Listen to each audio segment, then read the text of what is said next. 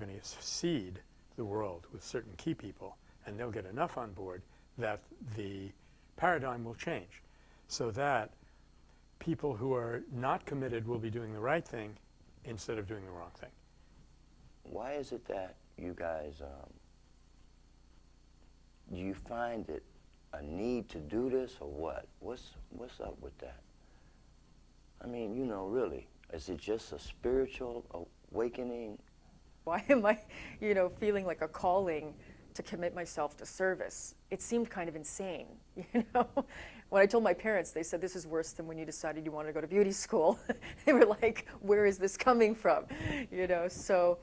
I think one of the major problems that we have in this country right now is a sense of hopelessness or powerlessness that we can really make change. Lose a child through violence, you wouldn't have a clue of what I'm feeling. So people facing the same problems will say, how can we use constructive energy to solve this problem? That was he was houseless. It looked like he was on drugs. He asked me if I had a cigarette, and I said, no, I'm sorry, I didn't have one.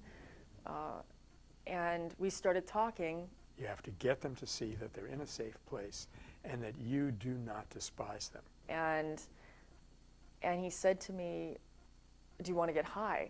And I said, you know, and it's weird because normally I would just say no, and instead I said, no, I don't do that anymore. I'm clean and sober.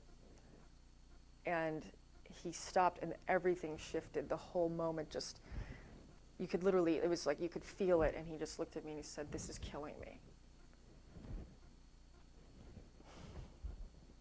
Make that human connection, and then you go on to solve the problem. You know, because I knew what that was like. You know, I knew where he was at, and not being able to stop, and not having hope. And so I said, you don't have to do this. You know, there's always hope.